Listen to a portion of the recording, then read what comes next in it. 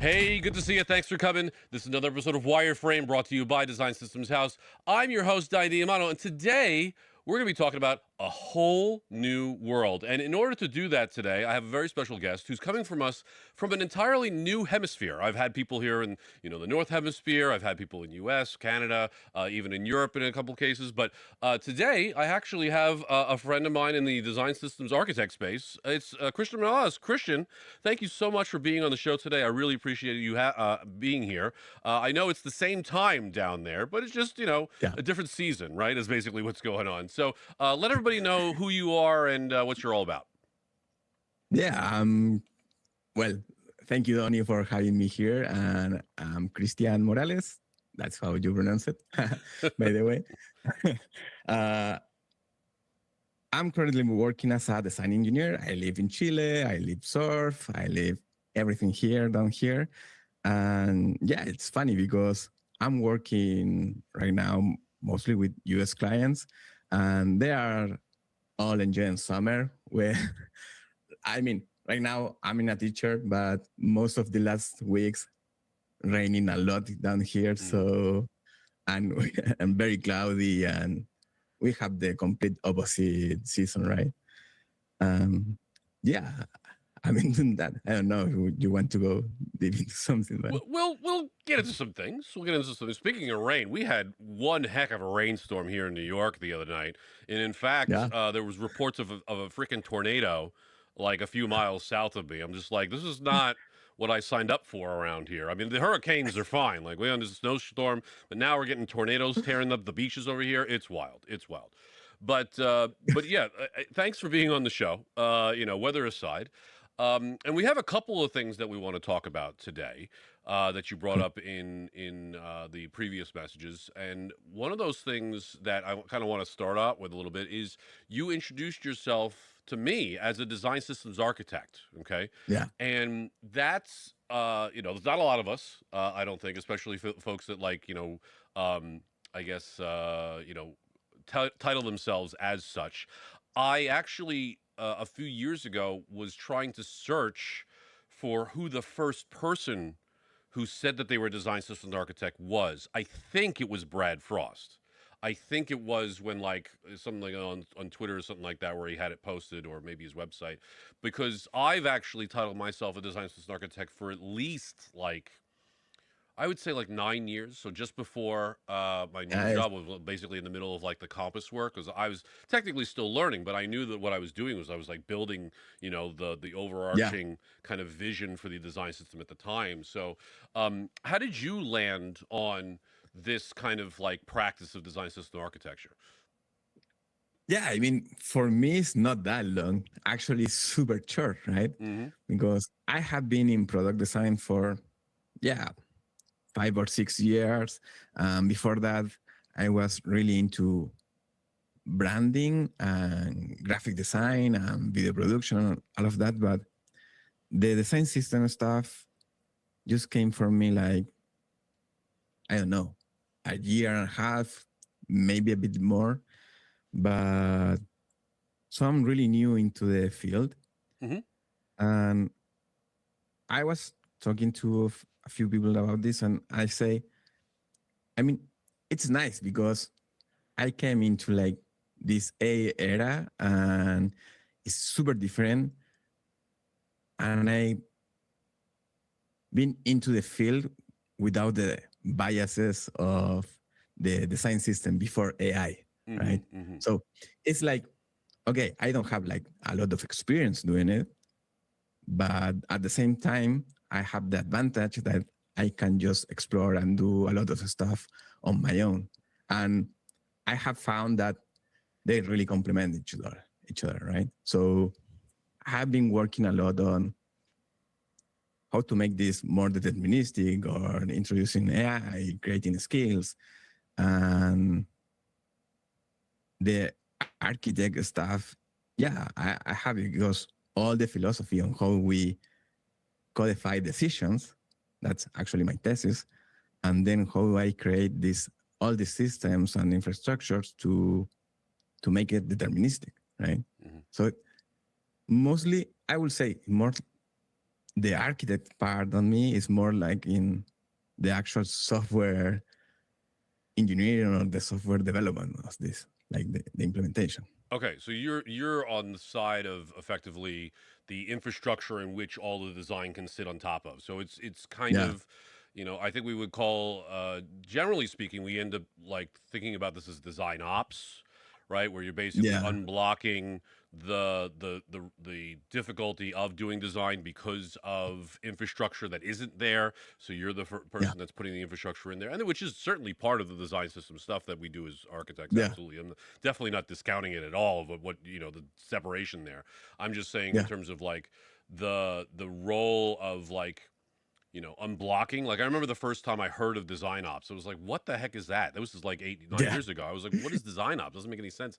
But then when the person who we hired to do design ops explained it, it was like, I'm the person who's unblocking designers. And admittedly, at the yeah, I was like, well, what is that even? What are they blocked by? And it's like, oh, that's the thing. That's why you need me. You don't even know why they're blocked. I was like, okay, well, yeah, this is great. So I was like learning exactly what that was all about and yeah, how it really does tie into design systems, right? Because of the design system, that system is supposed to be some infrastructure in which people can use and reuse and yeah, try to use easily. Um, so even though that you're new in this space, though, you were talking about how the you had that the AI bias that was in there a little bit, right? That people yeah. you're seeing in there. How are you identifying that bias and kind of trying to overcome it? Is that something that you're doing? I will say I was what I meant is people that has been on the science system for a long time, and this is not by me knowing a lot of people, right? But talking to a few designers here in Latin America, most of their design system stuff was like really costly and really hard to do, and looking for ways into how we do this kind of stuff. And when I got into actually build the design system for my last company, I didn't know that. And mostly because I was the only designer. So for me, it wasn't even about unblocking design. It was about unblocking devs so they can execute design, right? Mm-hmm. So I took the other approach, and working on all of that has been allowing me to go into new projects where, again, I'm the designer Mm. into a dev team trying to block other design teams and other dev teams. So for me, the design system work is really more of a mix than something just from design, right? It's both. It's design and DevOps, right? Mm-hmm. So I will say, yeah, the bias mostly are from the previous know-how on how to build stuff, like the tribal knowledge around design systems. Mm-hmm. That's what I was trying to mean, right? Mm-hmm. So right. So you're basically saying that there's a whole bunch of knowledge that's like traditional stuff and Yeah, stuff that people are kind of tried and true, and you're like, well, is that the right thing to be doing? Can we maybe challenge yeah, this and see if there's a different direction? And I'm 100% behind that. It's how the book actually came to be is about again challenging what's out there. So I absolutely align to that direction 100%. The now the AI piece. Now that we're in the world of AI and stuff, yeah. what have you been seeing from designers out there that are now working with AI that are moving fast, breaking things? What is your stance on that in particular? Yeah, I mean, I'm all AI. I like my day to day is like having 3 or 4 Claudius doing different stuff. Wow. But for example, I will say there are two kind of designers, like the ones you see on X or on YouTube doing like really cool stuff, right? Mm-hmm. There were a lot of other people that are really struggling, or and maybe it's not really struggling, but I will say they have like a hard time looking outside of the box. Like I'm trying to do something that I saw someone doing, right? Mm-hmm. And we were talking about this. I think the perfect analogy or the better analogy for AI is not only the tool or the tool you think it is, right? I was watching Green Lantern the other day, and he has his ring and the power to create whatever he needs in that moment is his will or what he wants it to be, right? Mm-hmm. And I think AI is super similar to this because if you want it to be a hammer, go and use it like a hammer. You want it to be a saw, you can have it, right? Or I don't know, you can do with AI whatever you really want to do. It's more about understanding how I can connect something to that is completely different and build it, right? I don't know. I have been thinking a lot of what I have been doing with design system, like the wall connection, relationships, and what actually a system is, right? Mm-hmm. These relationships. Right. And been working with other non-technical departments, like, I don't know, HR, sales, product, or whatever. And all these like same frameworks or the same mindset, if you pointed to someone who has this mindset and you say, hey, this is something you can do, and this is how it relates to another stuff, just the domain expertise is super powerful. Right. Right. And I think most designers right now are trying to chase faster horses instead of trying to use what we are trained on is thinking outside the box. Yeah. Well, goodness gracious, that's a great, cap to put on that thought there in particular, because that's something that I've also been thinking about very deeply.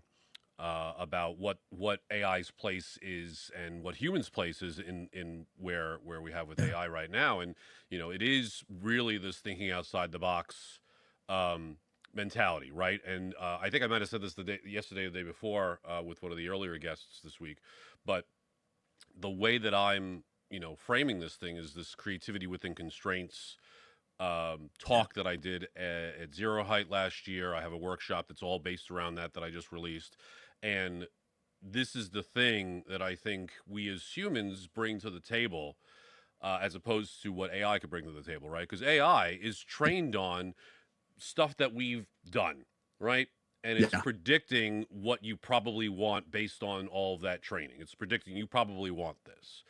But Yeah. for a creative person, right, someone who's going to bring creativity to the table, that inherently is sure it's going to use past experiences to inform, but the thing that it's going to bring to the table, that creative piece, that it's not going to be um, the same thing that a predictive model would come out, right? Because if a predictive model is going to give me this effectively, we talked about bias a little earlier, this biased thing. It's going to be this bias from all this other stuff that came around. Is like, oh, you probably want this, right? And Yeah. sycophantically, right, saying that, okay, well, that you did a good job. That's exactly what I was expecting. It's like that seems like in some cases you don't want that, right? In some Yeah. cases you want something that is going to be novel because it's solving a problem that's never been solved before, right? Why would you want to solve the same problem that's already been solved, right? We're Yeah. trying out I would like to think we're out there trying to solve new problems, not literally reinvent the wheel or predictively invent the wheel, right? So I guess that's a similar stance, yeah. Yeah. I mean, and yeah, because one of my first blog posts, like what I did last year, I started to use AI to build prototypes or trying to build something. And then I spent like a whole month just philosophizing on how I use AI, right? Mm-hmm. I created like my own ideation skill. Yeah, because we were using Sonnet 3, something like that. That Mm-hmm. wasn't really good, right? Right. And and a lot of ideation and how can I unblock myself more than chasing the correct answer, right? And there is this thing that happens with AI when you are trying to propose or do something that AI is telling you, oh, good job, that's golden, that's super great. And and you actually is because you are missing something to compare, right? If you give him or give it something to compare, he at least is going to say you, this is better or not. And I'm drifting here, but I say that we as designers have been trained on creativity, and creativity is about connecting the dots and getting more experiences and getting more vision and getting more like the whole picture POV of something. And you get novel solutions by connecting different dots, like totally unrelated dots, right? So I will say try to use it that way, Mm-hmm. right? Try to unblock you, try to unblock yourself, try to explore different options. And the implementation part just go after you did all this work, right? Or this exercise, right? Because I mean, we have been doing for this for every time, right? I always say design is super inherent to the human being because I don't know the time that someone grabs a stick and put like a pointy thing on it was designing, right? Mm-hmm. Was designing a tool. So we are all capable of design something, but we as designers has been trained on it. So think outside of the box, try to connect unrelated dots and be a facilitator. I saw a lot of me being a facilitator and giving tools or giving a different POV to people that are so inside the problem that they can see the solution, right? Mm. So I think this is designed for us as designers. Yeah. You know, I want to call back a little bit to the analogy you put on about the spear, like making the spear, right? That you Yeah. said you had the stick and you had the pointed thing at the top. And I, in my head, I was like, if AI existed back then, which sounds ridiculous, right? But if AI Yeah. existed back then, right, in the way that we understand AI to be, would AI have helped you, right, figure out to put the pointy end on the big stick to make a spear, right? It's an interesting thought experiment because, you Yeah. know, what AI has is pre-existing knowledge, right? So what Yeah. pre-existing knowledge would have been around back then to potentially help that being in Mm. crafting this particular tool, right? Because certain clearly we did it without it, right? Clearly we've Yeah. done a lot without AI, right? I, And yeah. and what we're seeing now is that there's I mean, well, actually it's a good question. Are we seeing a lot more done with it now, right? Because I think I don't know if you've seen some of the news articles, but we've solved some like cancer cell research with it, as far as I understand. There's been some serious math that's been solved with it that we haven't done before. And it's an interesting question about would we have solved those things without it, or is it a benefit that we've solved it with it because it is sooner than we would have solved it otherwise, right? Would we like actually this is like, you know, speaking of superhero movies, this reminds Yeah. me of a little bit of the Eternals. I don't know if you've seen this one. It was like one of the lesser Marvel movies, but Fastos is like the engineer, and he's trying to help civilizations move forward. That's his whole deal, and he's designing this like mechanical like thing to plow the fields, which is like really complex or whatever. And the leader was like, "That's too advanced for these people." So he throws out all the pieces, and he's like, "Okay, it's a plow. It just plows. It's like a piece of wood and a piece and just this other thing, and it plows, right? Super simple." And it's very interesting because like it's certainly it's fantasy about like, you know, what is being given to these people, but certainly it's Yeah. an interesting kind of, again, thought experiment of like what would have how would we have excelled if we had the technology earlier, right? How would have civil, you know, you get to those like different levels of civilization, right? I think there's Yeah. something really interesting about you know, that kind of thing. But I might also be putting too much emphasis on AI because it is just predictive stuff about what we've done before, right? So maybe, you Yeah. know, I think there's some more to be said, and I, you know, love to get a, you know, an expert in that stuff actually around. But thank you Yeah. for the thoughts there. That's really good. Yeah. Yeah. Yeah. I I don't know. That's actually an excellent question, right? Hmm. Could be AI unblock us like 500, 2,000 years or millions of years back. And I will say probably the analogy is correct with the Eternals, right? Maybe that we have AI right now is at the right time for us, right? Hmm. Because we also have like a lot of knowledge. And I will say, I will say that the real unblock there is just being able to have all the time context or a lot more context at the same time, right? It's not that it's tell you how you can do it because it's not that. You're right? Because I don't know. I'm a caveman with AI. I don't know how, but or someone more intelligent, right, telling me how to do stuff. And maybe instead of trying to create a spear, I will try, I don't know, something. Because the spear got because we already found that if we found like a how do you say that? Like a cat, a fang. Mm. Oh, you have a fang. You can stick it into things, right? Or animals or people, right? Hmm. And then you find out that, oh, I need a stick because the other animal is way bigger than me and I can stick it from far, right? Right. So I don't know. A lot of the stuff we do right now, and even with the AI, or even because we are a caveman, is because of our context. We are discovering stuff because we need them, right? Hmm. Hmm. So I think AI right now, it just letting us connect farther dots, Hmm.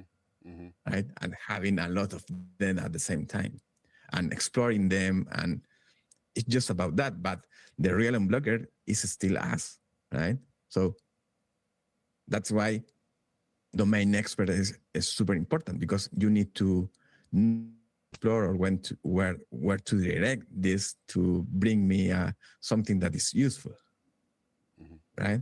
Yeah. I don't It, know. I very much align with the this domain expert kind of requirement here, right? It's something that I've seen in the work that I do and peers that I work with, organizations, et cetera, that go headfirst into AI because it's unblocked them from not being able to actually make or build the stuff themselves. They've had grand ideas, but they've always had to be at the whim of a designer or engineer in order to actually make it happen. So Yeah, now, because there is something that's effectively making the hammer for them where they couldn't make a hammer before, right? yeah, Now that they can make the hammer themselves, they are now making hammers and saws and nails, and they don't realize that all they needed was just the hammer, right? They're making yeah, all this stuff and they're learning about all this stuff. And the thing that I guess is making me feel some sort of way about it is that it's taken me a really long time to learn this stuff to the expertise that I have. And now that these folks are unblocked by being able to make their own hammers, they think that they don't need the experts anymore, right? Because they have the hammer now. They have the thing that they thought that they needed, right? And that's the thing that I don't know what the answer is necessarily of how to kind of, you know, I don't want to block these people from what they want to do, but I want to inform them or teach them what the value of the expert is still, even though you now can build some stuff, right? Like that's Yeah. the thing that I don't know what the answer to is. Do you have any insight on that in particular on your side? I don't know, but I think this it's like a maturity on AI fluency or whatever they want to talk or say about it. But I will say it's pretty normal to feel that way because as expert on some domain, yeah, you are seeing that they are doing a good in here, but they are missing the point on around there, right? Yeah. And yeah, that's just because you're the expert on that domain. But I don't know. How is this like? It's not a bias or something like. It's like when you think you know more than you actually know. What's the name for that? It's Like, Dunning-Kruger. yeah, Dunning-Kruger effect is what that is. Yeah. yeah. I think they have this. So the more you work with AI or trying to build the stuff you want, you're going into this maturity level that you're right. You, the expert, was telling me about this like 2 months ago, Mm-hmm. and I just didn't hear that. Mm-hmm. And it's because people just starting feel the same. They feel empowered. They feel like, oh, I have the hammer. I can make the airplane, right? So I don't know. I don't have like an answer to, but I also feel that it's just a Dunning-Kruger on steroids, right? I don't know. Yeah, it is a wild west out there. We have a comment Yeah, actually from Sheriff Derek, and he's saying that it feels like everyone is learning programming in quotes, and yeah, in a totally off the rails way, where no one really knows what they're doing, but they're building wildly blurry and unconscious mental models. And he also yeah, says overconfidence question mark. Yeah, I mean, yeah, it's absolutely an overconfidence. But the thing is, you've unlocked something that you've never been able to do before. Like I think it takes a mature person, saying the word mature, to yeah, realize when you've acquired something that you need to take care of, right? As opposed yeah, to just going wild with it. It's like, it's like, I don't know, getting a weapon and being like, oh, okay, I'm going to, start shooting it all over the place, right? You don't want that. No, you want to take care of it. You want to learn how to, maintain this thing. And I know there's like this yeah, whole like stereotype about men who don't read instructions. Well, I'm not that person though. I actually read the instructions. I want to make sure I read all the warnings. I want to make sure that I'm doing this right. I'm not I'm the about to same. Yeah, yeah, I'm not about to go ahead and start waving, a saw blade around, or a circular saw and start cutting things without knowing how this thing is meant yeah, to operate in the right way. So I think there's, again, other folks that are out there just like, again, vibing out of their minds and just like, okay, I'm just going to go ahead and just wing it and see what happens. And yeah, there's in an artistic way, that could be fine, right? In an artistic way, I'm yeah, trying to be creative. I'm trying to express myself. What will this do? What will that do? But I think there's also that's okay. I think in a safe space, right? It's just yeah, you and you're prototyping, you're experimenting. But when this kind of starts bleeding out into a team or an organization where like now where the processes that have been tried and true and in place are now being thrown on their head, it's like I don't know, we really got to rethink how yeah, this is a part of our day to day when it's really disrupting progress, right? Even though it looks like yeah, progress because you keep building stuff, but is it actually progress is a big question mark, especially if you're not measuring, right? yeah. Exactly. Are you doing any measuring on your side for any of the stuff, the AI or anything? On my previous company, we have like the measure of how much code the dev team was doing. Mm-hmm. And I actually wrote something about this because we know they went like 3 or 4 times faster, like faster in just producing code. Is that quality code? Uh, this could be, I don't know how to say that, but yeah, question marks, right? But, and I was like, oh, I was the only designer, 10 devs. We know we have like 3 or 4 devs per project working at the same time, right? So we have like 2 or 3 teams doing something. I was keeping the pace with them, like designing and stuff. And maybe sometimes I just went and designed future stuff. And at some point, when they way faster with the developing stuff, I was lagging, right? Mm-hmm. So I need to. That's why I got into design systems, because I wanted to unblock them faster, Mm-hmm. right? And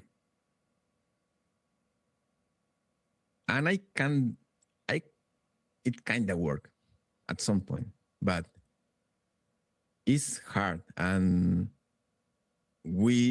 at some point we know, hey, every dev at the team is, I don't know, putting like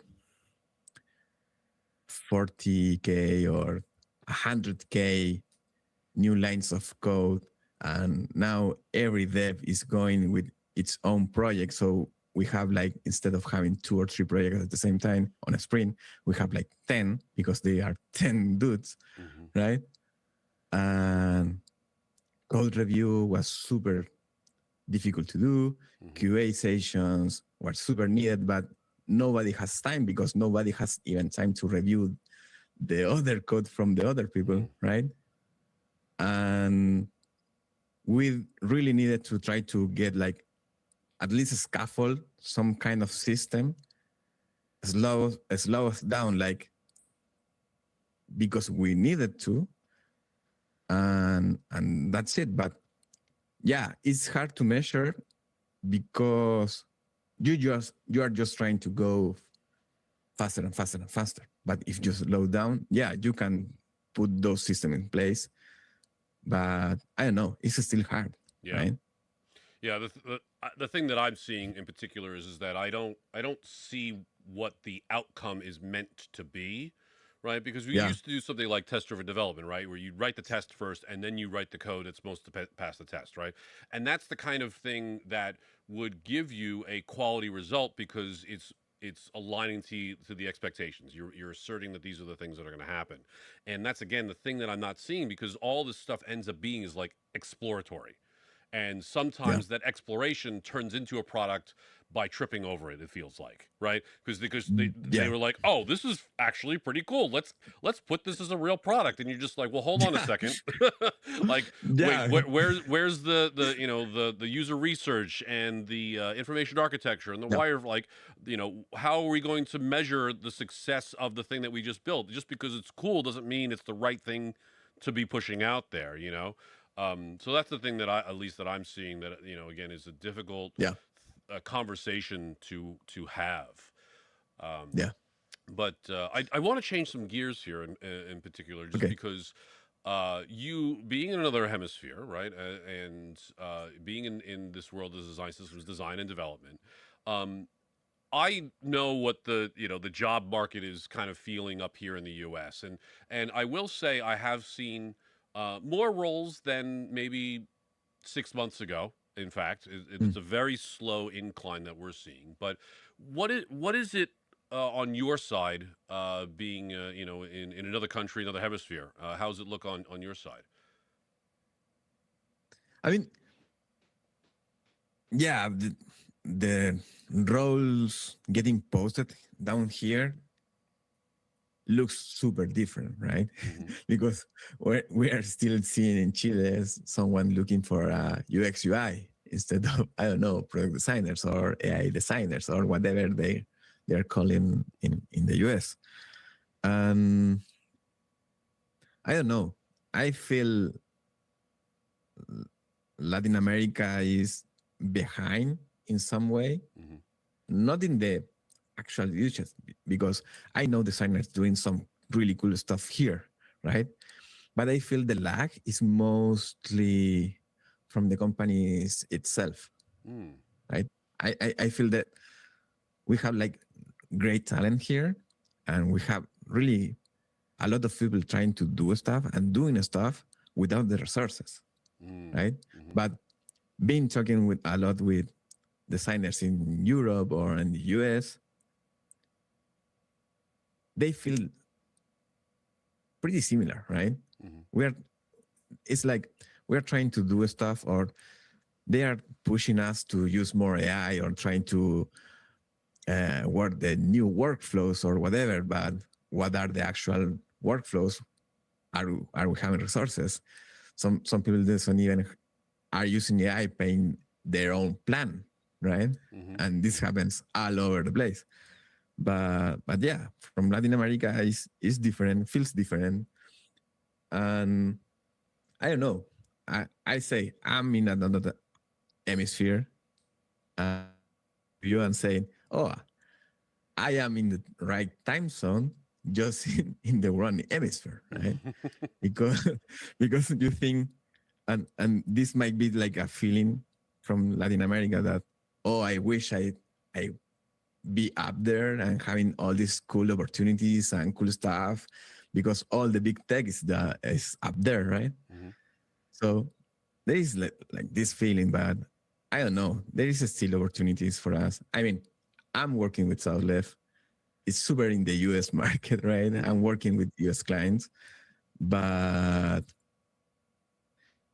you need to show yourself in a super different way, right? Hmm. I needed to like go into like social media and try to show myself, because my talent alone or my way of doing my work alone, it won't travel the borders, right? Hmm. I need to I need to send it there. Hmm. I don't know. So I agree with that 100%. I mean, the thing that I tell people all the time is to be social with the stuff that you do, right? It's not enough these days to just have a resume and start sending it around, right? Yeah, What we now see is you need to have connections, right? You need to have people yeah, who know, of you and what you're doing and be excited about what you're doing and be advocates yeah, of what you are. And the only way that you can do that is by being out there. yeah, I feel. I'm sure there's outliers in there, right?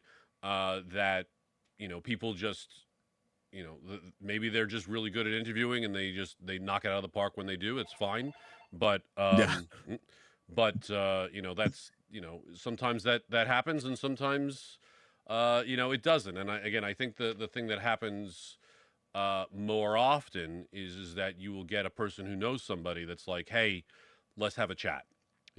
I yeah, actually had that happen to me a week or two ago. It was like there was a role that was like, hey, I thought of you, etc. Let's see if the thing works out. Like, I'm admittedly not really looking, right, but I'm not also going to go ahead and not have a chat, right?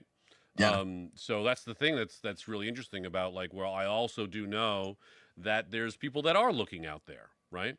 And in lots of the cases that I've done before is that, like, well, if I'm not looking, I would rather give it to somebody else. Like, I've actually tried that a couple of times, and sometimes it works out and sometimes it doesn't. Sometimes they just really do actually just want you and seen the stuff that you've done, right?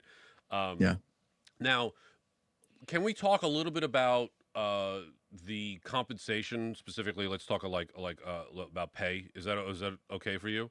Just because Yeah. I know even it's the same job, just because you're in a different country or you different location, right? Because we have that even in Yeah. the U.S., where if you're in New York, San Francisco, or Seattle, you get paid more than if you were in like the middle of Iowa, right? So is Yeah. that something that you're also kind of seeing in there, or do you have you seen areas where it actually like closes the gap a little bit? Yeah. I mean, that happens everywhere, right? I, Yeah. I mean, just being in Chile, you can see that, because Chile is super long, right? And all the big companies are in Santiago.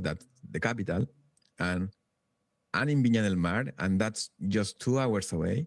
And you see like companies in Viña pay you, I don't know, 20 to 40% less, right?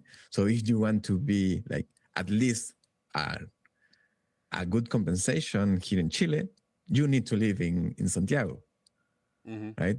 And then you see the same stuff happens across borders, because there are some companies, agencies, and stuff that, yeah, they look for talent here in Latin America, and you earn like a quarter of what you been compensating living in the US, right? Not all the time. Some companies do pay you, I don't know, half of that, right? And I will say the 0.0001% of companies could offer like the same compensation wherever you live.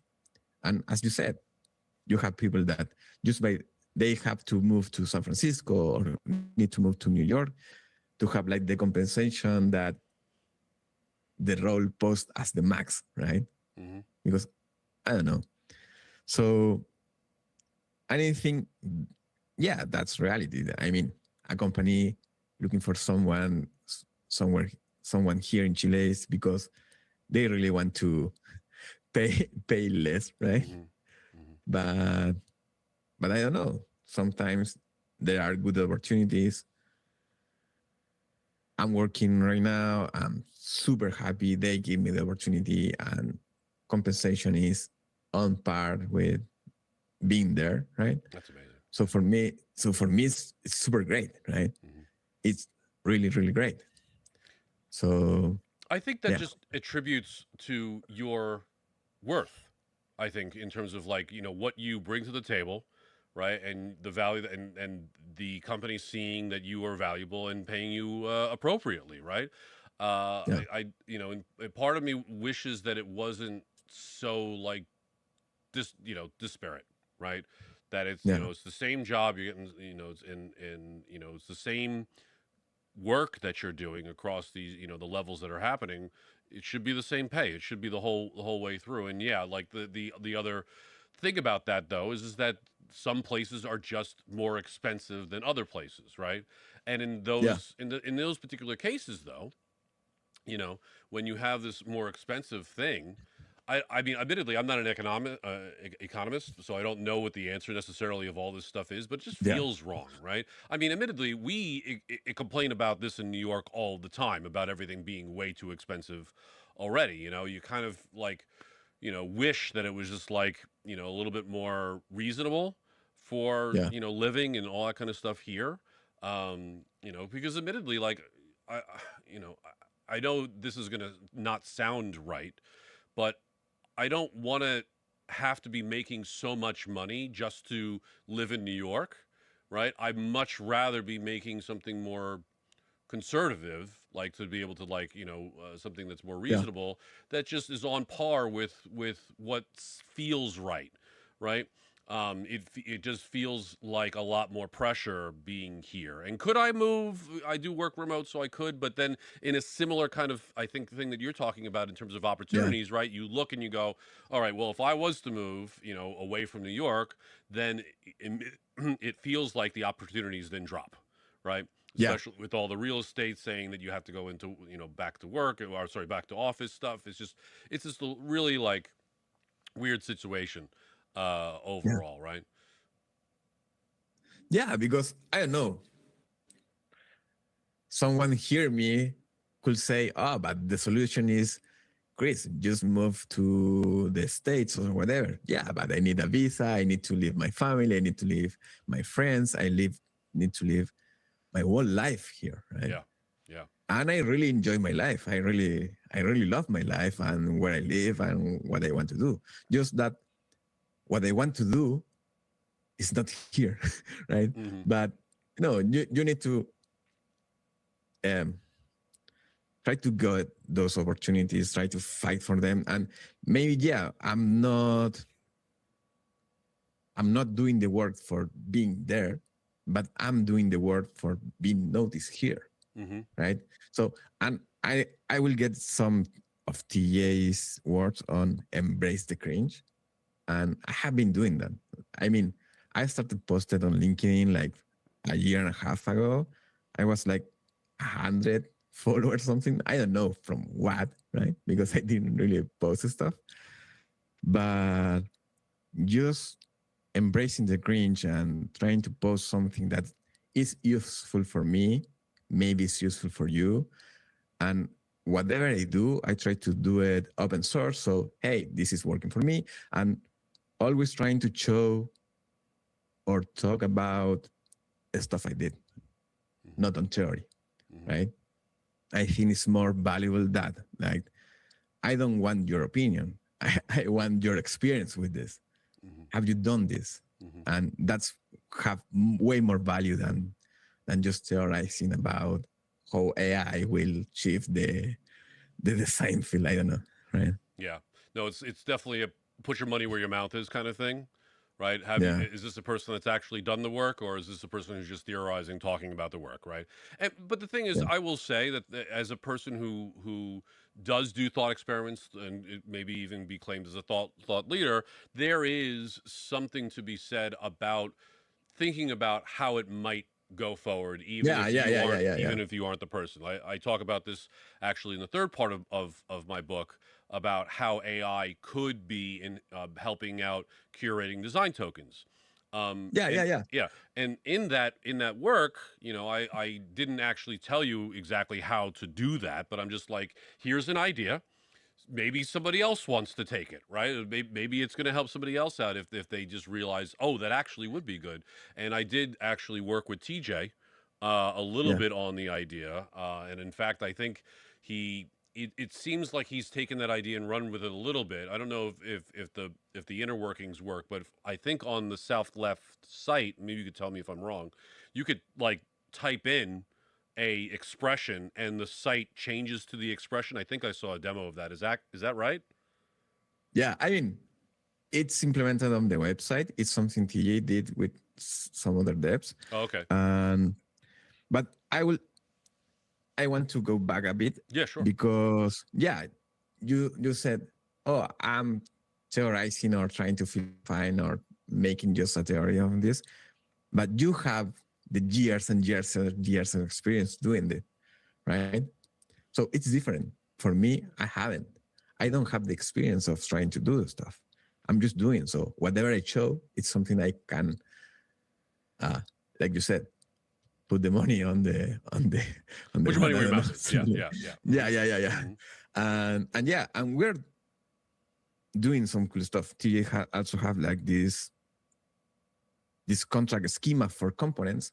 So what I have been building is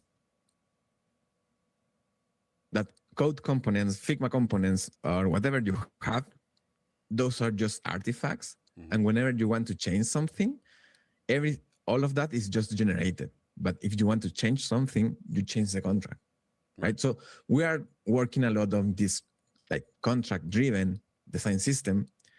You have like a ton contract for what is the behavior, the intent, and the different states that a component have, right? It should be agnostic, so you can compile them into different frameworks and libraries and whatever you are building this. Then you have the spec for the tokens, and it's pretty much solved, right? Right. And I have been working a lot with this idea that based on what you narrate versus what you author, you can build like a prop map.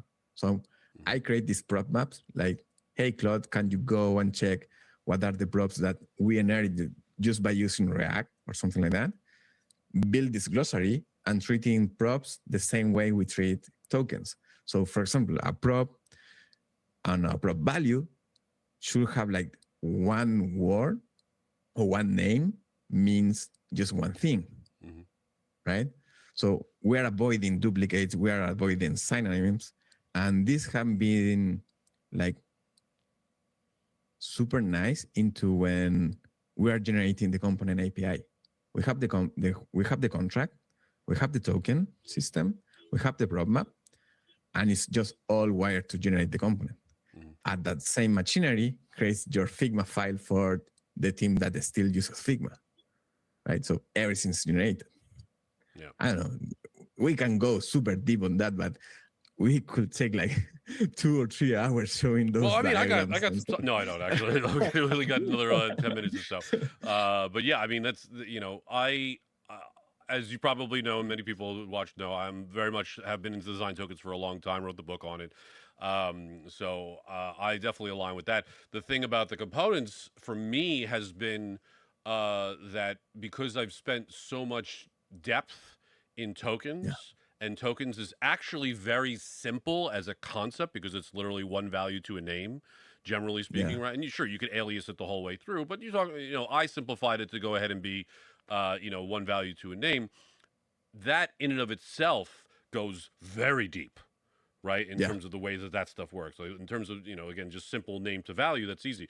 But then, thinking about the complexity that would happen with a particular component. Even, we talk about how the button is like the prototype of design system, libraries, right? It is in it itself very complex. Super complex. Exactly. Super complex. Right. Doing a button, yeah, I'm just thinking about how if I was going to go as deep as I did writing this about tokens, goodness gracious, I feel like I would have an encyclopedia of stuff for, there's the button book, there's the drop down book, there's the, the modal book, even though for me, I would throw that right out. But the table book, no chance. Just get that right out of here. I don't need a modal book.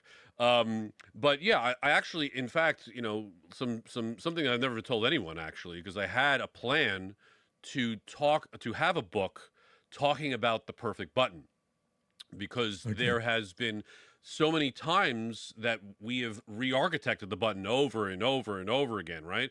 That I was like, shouldn't we know what the answer to this is already?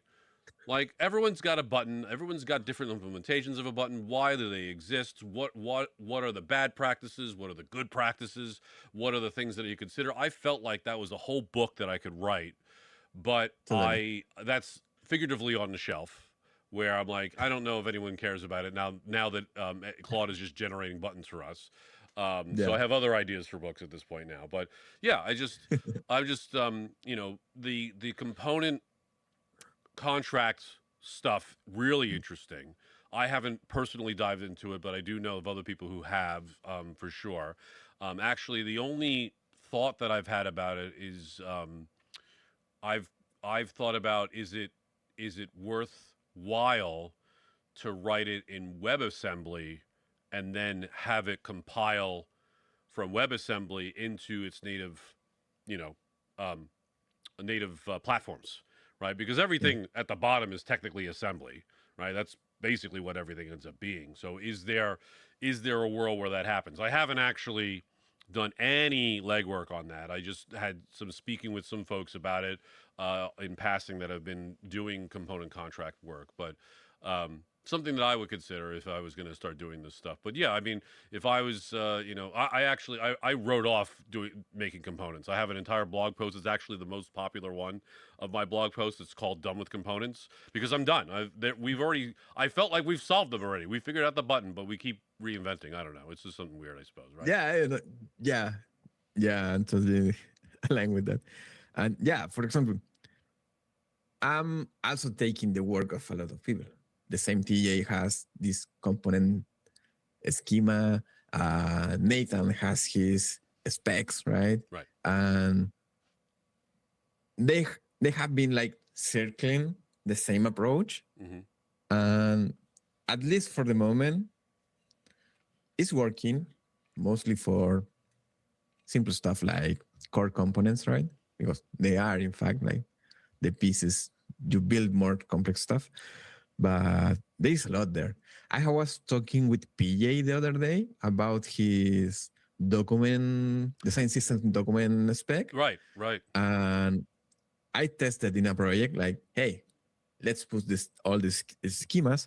And it's super, I don't want to say opinionated, but it's trying to do a lot of things. And PJ told me that, like, oh, this should be simpler, right? But I use it, and the most relevant stuff I find there is that could work like a fine baseline or benchmark to get your components. You can point, hey, this is the schema, or this is the part for accessibility. What does it say? And find gaps on your components. So I have been like this back and forth with this idea, doing that and getting some nice results. I joined the community there on the W3C, you know. Cool. Yeah. So there is a lot of people in there and some nice ideas. I think the science system community is small enough so it's easier to talk each other. Like, hey, Donnie, what do you think about this? Hey, PJ, I don't know. And I feel it's a good, welcoming, comfy space for all of us, right? It's the science system folks are super easygoing, right? Generally speaking, yes. Generally speaking, yes. I will have to say, there's definitely been some heated discussions about stuff back in, especially like we talk about semantic tokens. I'm very bullish about what a semantic token is. So I've learned to tone my New York down to just like, Yeah. be like, look, fine. If you want space medium to be a semantic token, fine, whatever, enjoy yourself, right? Because at the end of the day, like I know my situation, you will have a different direction is fine or whatever. But the interesting thing, bringing up specifications, right? Yeah. I was involved with the design tokens community group specification early on when it first started. And admittedly, I kind of like wrote it off after they made it more complex, right? Yeah. Basically, somewhere around the time where they introduced the color object in there, I was like, if you're going to introduce it like this color situation, you're going to have so many more problems with like topography. Like if you're going to do color, which is just one string, which sure, you got to parse the string, but there's things that we already know about color when we're parsing strings, right? But if you're going to go ahead and make it complex there with the object, you're going to have a hard time trying to describe topography, which they haven't done. It's still just an array of typefaces, and then past that, like the units that are in there are just all over the place. So when you're saying about the design system documentation spec, I've perused around a little bit. I'm apprehensive myself because of even what you've kind of reported about it being too opinionated, right? I think my opinion on the design token spec was if they just allowed kind of value is this, the type is this, and then aliasing and let that fly, I think we would have been in a much further position than we are now, where places are actively going against the specification because it isn't working like simply. It is too complex. So I do hope that PJ's work and the information and the influences that others around are providing there helps drive that in a more flexible direction for sure. Yeah, and if PJ, if you're listening, I want you on the show. God damn it, come on. Yeah. So Cool, yeah, but we're close to the end of the time over here, so I want to give you the opportunity to plug whatever you want to plug out there. Let people know where to find you, what's going on.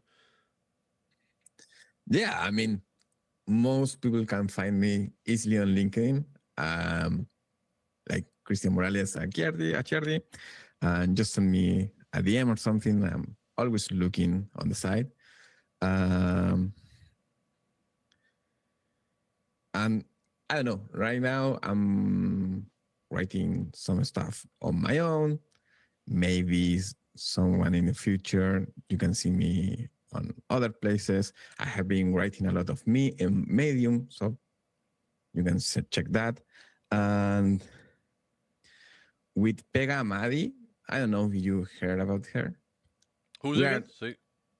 Pega Amadi, Pega. So no, I don't think so. We have been discussing a lot lately about the concept of contract decisions and how to encode them into design systems.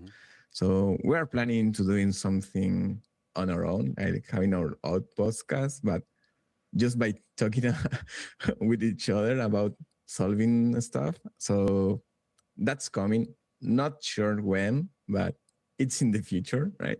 Super. So yeah, Great. that. All right, that's exciting stuff. Yeah. So yeah, basically, if you want to find Christian, he's on LinkedIn, and I'm sure he'll be posting whatever the new stuff is that he's coming out over there. So definitely, connect with him over there. But thank you so much for being on the show, Christian. I really appreciate it. And this was a great conversation. I love having folks in other hemispheres hanging out. That would be really great.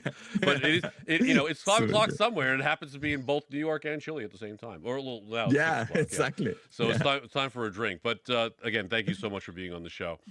No, thank you. Yeah. And thank you for watching. Before you go, please help out the show by smashing the like and subscribe button just to get notified the next time that we go live. And feel free to continue the conversation on the official Design Systems House Discord by going to discord.ds.house. There it is on the bottom right there.